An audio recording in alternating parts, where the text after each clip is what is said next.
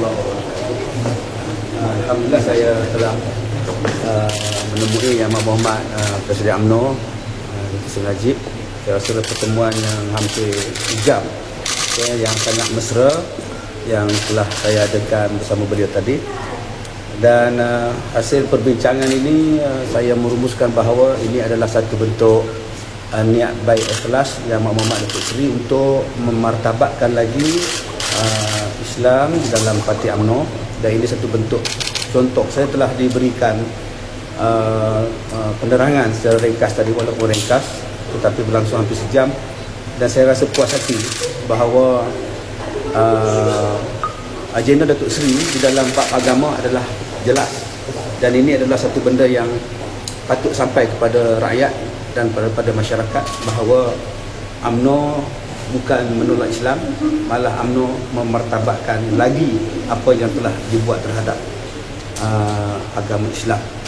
Jadi keputusan saya rasa lebih baik Yang Amat Berhormat Datuk Seri sendiri yang mengumumkan apa hasil perbincangan kami tadi, kerana beliau adalah Presiden UMNO. Saya rasa dialah yang lebih layak untuk membuat pengumuman secara rasmi. Tetapi saya sebagai seorang pendakwah bebas, sebagai seorang yang bercampur dengan ratusan ribu masyarakat di Malaysia dan yang mengikuti ceramah-ceramah saya di seluruh tanah air, malah saya berita pelantikan saya ini sampai ke luar negara. Saya mendapat maklumat, mendapat mesej berbagai-bagai daripada luar negara yang menyokong dan ada yang tidak menyokong. Dan sini perkara ini saya rasa bukan perkara yang kecil. Ini adalah perkara yang besar, sebab Datuk Seri memberitahu kepada saya tadi tentang peranan-peranan yang boleh saya buat di dalam UMNO itu sendiri. Ini yang saya rasa satu bentuk penegasan dan satu bentuk keterbukaan Datuk Seri. Dan Datuk Seri mengatakan bahawa daripada sudut MT-MT yang lain, pelantikan ini satu benda yang sangat menggembirakan kerana membawa agama, elemen keagamaan yang lebih jelas. Jadi saya dapat rasakan bahawa perbincangan tadi, saya dapat tahu, saya dapat lihat bahawa memang sangat-sangat clear tentang agenda Islam yang semakin dibuat. Jadi saya rasa banyak perkara yang akan dibuat selepas ini, selepas keadaan ini lah. Perkara yang kedua ini tidak ada dalam perbincangan saya bersama Datuk Seri Najib tadi. Tidak disentuh benda ini pun. Yang saya timbul isu sekarang ialah tentang saya ahli PAS. Ya, ada mengatakan bahawa saya adalah ahli PAS. Macam mana Datuk Seri Najib boleh melantik seorang ahli PAS sebagai majlis tertinggi UMNO? Dan ini satu benda yang dimainkan oleh banyak pihak. Sebenarnya dalam sidang akhbar saya yang sebelum ini, saya ada mengaku bahawa saya masih ahli PAS, sebab saya memang ahli PAS. Dan saya membaca di dalam blog mengatakan bahawa saya ada diberikan usul pemecatan oleh PAS, PAS Perak, usul untuk dibawa ke Dewan Sidang Muktamar Pusat. Sampai sekarang saya tidak tahu adakah usul pemecatan saya itu berlaku ataupun tidak, sebab saya tidak mendapat sebarang surat pemecatan. Sebab itu saya mengatakan saya masih lagi ahli PAS, dan benda ini terbukti apabila Dewan Pemuda PAS sendiri mengesahkan bahawa saya masih ahli PAS yang sah pada kenyataan media mereka beberapa hari yang lepas, menunjukkan saya bahawa saya adalah ahli PAS. Sebenarnya apa yang disebutkan itu pun saya rasa kurang tepat. Sebenarnya saya menyertai PAS bukan pada tahun 1998. Saya rasa lebih daripada itu, lebih awal. Saya mula mendaftar di bahagian di kawasan Gopeng, bukan di Manjui. Saya hanya berpindah ke situ baru saya menjadi kawasan Manjui. Sebelumnya saya adalah orang yang mula-mula membuka cawangan PAS di kampung Kuala Pari, Mengelembung. Saya yang mula-mula buka PAS di situ, menubuhkan parti cawangan di situ. Jadi saya rasa apabila timbul isu macam ini, apabila saya belum memberikan kata putus sama ada menerima atau menolak MT, tetapi saya diserang bertubi-tubi, ya, dengan panggilan yang saya rasa tidak sesuai disebut di sini, daripada panggilan binatang, munafik dan sebagainya. Sehingga ada pimpinan-pimpinan PAS sendiri yang mengatakan saya ni seumpama kambing yang akan dimakan serigala. Malah ada pimpinan PAS sendiri yang mengatakan bahawa saya ini adalah seorang agamawan yang celaru. ada yang mengatakan bahawa seolah-olah akan menjadi berhala ataupun patung sembahan semata-mata di dalam UMNO, macam-macam. Jadi tuan-tuan boleh tengok benda ini di dalam blog, di dalam mana-mana entry blog dan Facebook, termasuklah ada pimpinan PAS yang membuat satu bentuk dialog tiruan, mengatakan bahawa saya menghubunginya jam 6 suku pagi, menawarkan, mengatakan bahawa Datuk Najib nak lantik saya sebagai menteri, menjaga JAKIM dan sebagainya. Ini adalah fitnah yang sangat besar.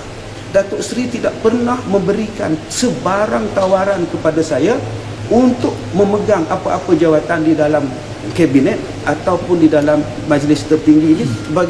Sebab itu saya datang ke sini, saya nak tanya kepada Datuk Seri, apa sebenarnya kalau saya dilantik menjadi MT, apa sebenarnya yang saya buat, yang akan saya buat? Sebab saya belum pernah menjadi ahli UMNO, saya bukan ahli politik yang aktif. Jadi saya tak tahu. Sebab itu saya nak jumpa dengan Datuk Seri, nak tanya apa peranan sebenarnya, dan Datuk Seri telah menjelaskan tadi. Jadi belum saya terima atau menolak lantikan MT, tetapi serangan yang bertubi-tubi. Selama ini bukan setakat serangan ini yang berlaku. Serangan terhadap saya bermula pada tahun 2004. Sedangkan saya adalah aktivis PAS. Saya menyertai PAS pada tahun 97, 98 itu saya adalah penceramah PAS bersama dengan penceramah-penceramah PAS lain di seluruh Malaysia, dan mereka kenal saya adalah ahli PAS, dan saya tidak pernah mengisytiharkan saya keluar daripada UMNO.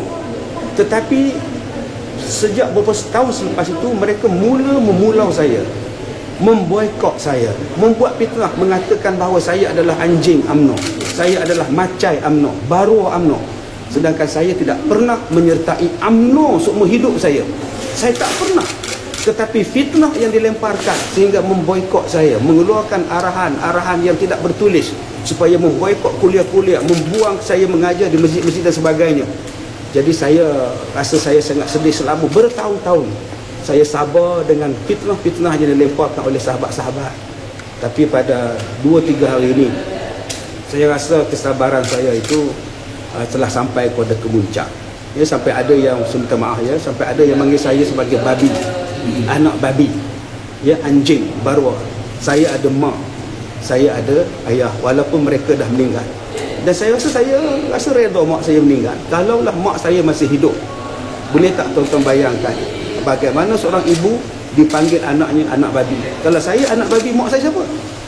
Inikah yang dikatakan perjuangan PAS, yang cuba nak memartabatkan Islam, yang cuba nak menyatu padukan Islam, tetapi kerjanya memfitnah, mengata yang bukan-bukan terhadap saya, sedangkan mereka sendiri mengatakan bahawa saya masih ahli mereka. Dan selepas kenyataan bahawa saya masih ahli mereka, datang pula kenyataan yang lain. Ustaz Kazim telah dipecat pada 2011. Datang pula kenyataan yang lain. Memang ada usul tapi belum keluar lagi surat pemecatan. Jadi bagaimana keadaan begini? Nak menguruskan seorang ahli pun timbulkan satu masalah yang besar. Bagaimana nak menguruskan sebuah negara? Ini satu benda yang saya minta penjelasan yang sangat jelas. Selama ini mereka mengatakan bahawa saya adalah orang UMNO, saya adalah baru UMNO, padahal saya sendiri tidak pernah mengakui dan tidak pernah memasuki UMNO. Sehinggalah apabila saya mengisytiharkan saya tidak UMNO, baru mereka nak mengaku bahawa saya adalah ahli PAS. Yang selama ini saya dilayan bagaimana? Ya, seolah-olah langsung tidak wujud. Saya adalah dibenci, dikatakan berbagai macam. Jadi saya ambil keputusan di sini. Sama ada mereka telah memecat saya pada 2011, walaupun tidak ada surat pemecatan, surat panggilan daripada sidang Dewan Disiplin, bahagian disiplin, tidak ada. Dan yang terbaru mereka mengatakan saya adalah ahli PAS yang sah di kawasan Tambun Dun Manjui, siap dengan nombor ahlinya. Kalau mereka mengatakan bahawa saya masih PAS, ataupun mereka kata selepas ini, selepas kenyataan saya ini, mereka mengatakan bahawa saya telah dipecat, tak kiralah sama ada telah dipecat atau saya masih ahli PAS, saya dengan ini mengisytiharkan saya keluar daripada PAS dan tidak menyokong apa yang telah dibuat fitnah dan kata-kata nista terhadap seorang yang cuba menegakkan Islam melalui bidang dakwah. Jadi saya rasa sangat kecewa ya apabila yang mengatakan bahawa saya adalah macam seekor kambing yang akan dimakan serigala. Sedangkan yang saya bukan seorang yang bergerak untuk Islam. Saya mempunyai ratusan ribu pengikut-pengikut kuliah-kuliah saya. Dan saya yakin bukan ratusan ribu, jutaan. Adakah ini kerja saya tidak Islam? Saya membuka sekolah, membina sekolah tahfiz, membina sekolah mak tahfiz, menjaga anak-anak yatim, fakir miskin. Adakah itu bukan kerja Islam? Adakah bukan kerja Islam saya ini apabila bercakap tentang soal hudud? Saya tidak pernah membantah soal hudud. Ya, soal hudud adalah perkara yang perlu dilakukan. Tetapi mesti ada satu bentuk population, perpaduan yang kuat. Dan saya tidak pernah menghalang pelaksanaan hudud. Saya adalah orang yang konsisten dengan hukum hudud. Tetapi saya tak faham dengan sikap pemimpin-pemimpin PAS dan anak-anak buahnya dan orang-orang di bawah yang terus mendesak saya, menghentam saya dengan macam-macam kata-kata yang seolah-olah saya ini tidak ada perasaan. Keluarga saya tidak ada perasaan. Pelajar-pelajar saya tidak ada perasaan. Sebab tu saya dengan ini mengambil keputusan untuk keluar daripada PAS. Sama ada selepas ini statement mereka Ustaz Kazim telah dipecat. Mungkin mereka akan spin benda ni. Ya, memang dia telah dipecat. Ataupun mereka akan mengatakan bahawa memang dialu-alukan Ustaz Kazim keluar. Ini adalah kenyataan standard mereka. Tetapi saya jelaskan di sini bahawa dalam bidang Islam, kalau ada sikap macam ini, selama-lamanya Islam itu tidak akan berkembang dan hanya akan menjadikan porak-poranda masyarakat sesama Islam. Sebab itu saya tidak rasa sedih dengan benda ini, malah saya rasa saya bangga, saya rasa saya seronok, saya bebas daripada selama ini. Sebenarnya saya masih lagi sayang kepada PAS. Saya sayang kepada PAS yang dulu. Saya sayang kepada PAS yang dibawa oleh yang berhormat Allahyarham Datuk Padeno, yang betul-betul memperjuangkan konsep yang sebenarnya. Tapi saya kecewa dengan PAS yang sebegini. Dinasihat, ditegur, dikatakan sebagai barwa UMNO. Apabila kita menyuarakan pendapat kata, dikatakan sebagai barwa UMNO. Saya disebut sebagai barwa UMNO lebih daripada 10 tahun. Anjing UMNO lebih daripada 10 tahun. Sedangkan saya adalah ahli PAS yang berdaftar dan saya tidak pernah menyertai UMNO. Tetapi kemuncak ni ialah saya rasa sangat sedih. Anak-anak saya tak buka internet, isteri saya menangis siang malam, bapa mertua saya tidak tidur bermalam-malam dah, hanya kerana dengan kata-kata yang sangat tidak elok. Jadi saya mintalah, ya, janganlah buat fitnah kita orang Islam, jangan buat fitnah dan janganlah gelarkan orang dengan gelaran-gelaran yang buruk.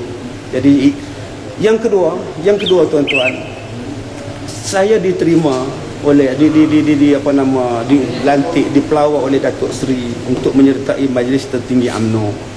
Sekurang-kurangnya bagilah sokongan pada saya. Selama ini PAS mengatakan bahawa Datuk Seri, UMNO dan sebagainya tidak suka pada Islam, menolak Islam dan sebagainya. Tapi adakah kita berdamping dengan mereka? Adakah kita menasihati mereka? Saya lihat Datuk Seri sangat terbuka tadi. Dia panggil saya, boleh bincang apa semua. Masalahnya sekarang ialah, adakah kita bercakap, adakah kita menegur, adakah kita berkawan dengan mereka? Salahkah saya berkawan untuk menasihati? Salahkah saya berkawan untuk menegur mana yang salah? Kita hanya menyalak daripada luar, tapi kita tak bercakap dekat-dekat. Jadi ini satu bentuk peluang untuk Datuk Seri dan UMNO itu sendiri berubah. Dan selama ini PAS kata UMNO dan Datuk Seri Najib tidak baik. Sekarang mereka memberi peluang. Dan lebih hebat lagi memberi peluang kepada ahli PAS untuk menyertai mereka. Ini satu bentuk yang sepatutnya orang PAS banggakan, bagi sokongan. Bukannya dengan buat fitnah-fitnah dengan kata-kata yang tidak sepatutnya. Ya, mereka tidak tahu halnya. Saya sebagai pendakwah, saya hanya boleh bercakap di bawah. Saya hanya boleh cakap di pentas. Tapi saya tidak ada kuasa untuk melaksanakan apa yang saya cakap. Kalau Datuk Seri memberi saya sedikit kuasa bercakap dan menggubal dasar, bukankah itu lebih baik daripada sekadar bercakap? Jadi saya tetap dengan keputusan saya untuk keluar daripada PAS. Dan keputusan saya ini adalah keputusan yang, kalau orang tanya kenapa Ustaz keluar daripada PAS, sebab PAS menghentam saya habis-habisan. Tidak pernah menyokong saya untuk bercakap tentang Islam. Malah untuk menyatu padukan umat Islam pun PAS hentam saya habis-habisan. Mungkin ada golongan dalam PAS yang sokong saya, yang setuju dengan saya, tetapi mereka tidak pernah menegur kepada pemimpin-pemimpin yang lain, ahli-ahli yang lain yang terus-terusan menghentam saya. Jadi inilah sebab saya rasa biarlah saya bergerak sebagai seorang pendakwah, ya, seorang pendakwah yang saya boleh campur dengan semua orang, yang boleh campur dengan semua masyarakat, ya, tanpa saya dibayangi oleh parti politik dan sebagainya. Ustaz, yang tadi yang Ustaz kata pasal tawaran daripada PM tu, kata PM dah terangkan satu-satu tu, ya. Kau Ustaz sebenarnya tertarik kepada tawaran saya, bila Datuk Seri menceritakan apa sebenarnya yang dia tawarkan, sebab selama ini saya tidak berpeluang bersemuka dengan Datuk Seri. Ya, saya hanya bercakap dengan dia telefon tentang tawarannya itu dalam tempoh 20 minit. Jadi saya tak nampak apa benda yang beliau nak buat. Tadi dia terangkan pada saya macam mana yang dia nak supaya ulama, saya bukan ulama ya, bagaimana orang agama boleh memainkan peranan di dalam UMNO dan dalam agensi-agensi lain. Jadi saya rasa itu satu bentuk yang baik. Ya, sepatutnya pihak-pihak di luar di sana pandang baik. Orang nak jemput kita, nak mendengar nasihat, nak mendengar, sepatutnya berilah sokongan. Jadi saya rasa penerangan yang Datuk Seri buat walaupun dalam masa yang hampir sejam, tapi saya puas hati dengan apa yang beliau cakap. Dan saya yakin inilah yang rakyat perlukan. Dan saya juga menyampaikan apa yang rakyat perlukan pada Datuk Seri. Saya mewakili orang bawahan. Saya mengaji tak tinggi, saya tak belajar tinggi-tinggi, tapi saya mempunyai kawan yang ramai di bawah, rakyat biasa, orang-orang biasa. Dan Datuk Seri mendengar apa yang saya cakap tadi dengan sangat terbuka. Saya rasa ada 2-3 benda yang terkesan di hati Datuk Seri untuk melihat benda ini. Dan saya rasa selepas ini akan ada perubahan, insya-Allah. Perhatikan bagi majlis tertinggi itu, Ustaz. Tentang pelantikan majlis tertinggi, saya berbesar hati dengan pelantikan beliau, tetapi saya serahkan kepada Datuk Seri sendiri untuk membuat pengumuman rasmi. Saya rasa tuan-tuan boleh dapatkan maklumat daripada Datuk Seri selepas ini. Saya rasa beliau lebih berhak. Macam sebelum ni Ustaz ni kata Ustaz nak jumpa PM, nak dapatkan jaminan yang Ustaz boleh berdakwah secara bebas tanpa terikat. Ya. Adakah Ustaz dapat jaminan tu masa pertemuan tadi? Saya cakap, saya sebab orang kata pada saya, bila ahli agama penceramah masuk kepada UMNO, maka mereka akan jadi taklim cakap dan sebagainya. Saya suarakan apa yang dibimbangi oleh pelajar-pelajar saya di seluruh Malaysia, seluruh Nusantara, dunia yang mengikuti di YouTube dan sebagainya. Itu yang mereka takut. Datuk Seri memberikan jaminan kepada saya bahawa Ustaz boleh terus bercakap. Ya, terus bercakap daripada sudut kerajaan ataupun sudut UMNO. Ustaz boleh bercakap kepada semua sayap di dalam parti. Suarakan tarbiyah, ini yang dia nak. Dan saya kata tidak, Datuk Seri tidak menyekat kebebasan. Mungkin yang menyekatnya ialah orang yang tak suka. Mungkin pihak-pihak yang tak suka dengan pelantikan ini yang akan menyekat, yang akan membatalkan ceramah di masjid, di surau dan sebagainya.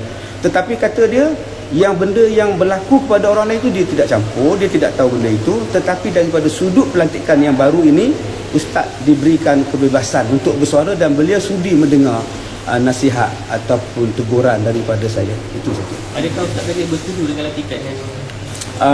Saya katakan tadi, sebaik-baiknya Datuk Seri yang mengumumkan. Saya minta maaf pada tuan-tuan, saya rasa minta maaf, Datuk Seri akan buat sidang media yang berkenaan benda ini.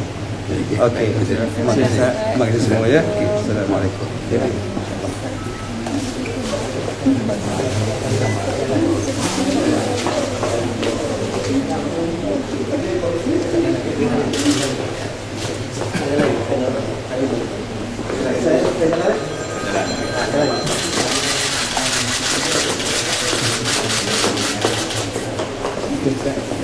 Okey, terima kasih. Angkat lagi lah. Mobil lah. Dia nasib yang habis lah.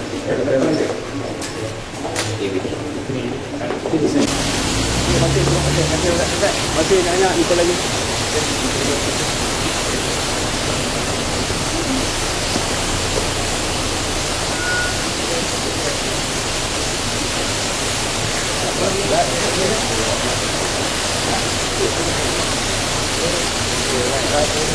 Right.